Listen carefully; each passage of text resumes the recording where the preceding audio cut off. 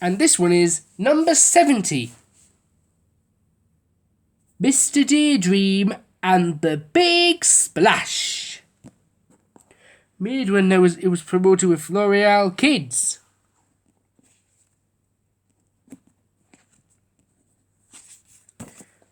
Mr. Happy was not feeling his usual happy self. He had been waiting at the bus stop for half an hour, and it was raining. Suddenly, someone tapped him on the arm. He turned round to find a small blue figure standing beside him. "Hello, I'm Mr. Daydream." "Hello," said Mr. Happy. "I'm Mr. Happy." "I know," said Mr. Daydream. "It's not much fun here. Shall we go somewhere else?"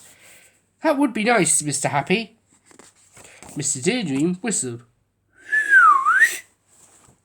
And as if by magic, which it may or may not have been, a red bus appeared at the bus stop. There were other people on the bus. Mr. Grumpy, Mr. Sneeze, Mr. Bump, and Mr. Tickle were all there. "Where should we go?" asked Mr. Daydream. "Somewhere where it doesn't rain," cried Mr. Grumpy. Mr. Daydream started the engine and drove along the road. And then, to Mr. Happy's astonishment, the bus began to rise into the air. They were flying! They landed with a bump. "Ow!" cried Mr. Bump, falling off his seat. They all trooped off the bus to find they were on a sand dune, surrounded, by as far as they could see, by more sand dunes. "This is too dry," moaned Mr. Grumpy. There was no pleasing Mr. Grumpy. Typical. They all boarded the bus again. "Where to next?" asked Mr. Daydream. "Somewhere soft," said Mr. Bump, rubbing his head which he had bumped climbing back onto the bus.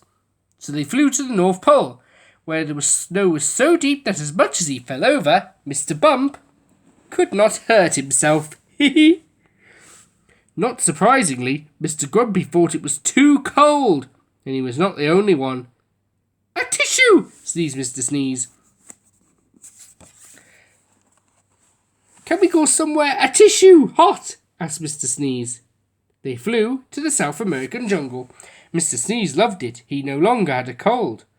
There was also something else he no longer had. Can you see what had changed about him? Because I can. "This is too hot," moaned Mr. Grumpy. Some things never change. I don't blame him. "I'd like to go somewhere ticklish," said Mr. Tickle.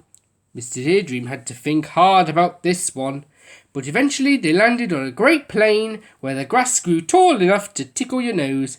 I hate this," laughed Mr. Grumpy. "Now where would you like to go, Mr. Happy?" asked Mr. Daydream. "Somewhere where we would all be happy. I know, a tropical island resort," said Mr. Happy. In no time at all, Mr. Happy was lying on a lilo in a pool beneath a palm tree, bathed in sunlight. He sighed happily. And so did Mr. Tickle, and Mr. Sneeze, and Mr. Daydream. Everyone was happy, even Mr. Grumpy. Well, almost.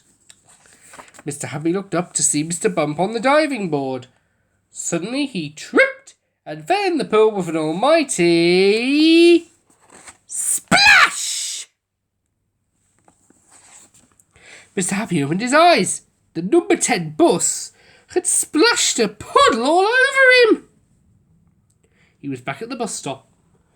No more pool, no more palm trees, and no more sunshine. It had all been a daydream. "Hurry up," said someone behind him. "This is too wet." Now I wonder who that could be.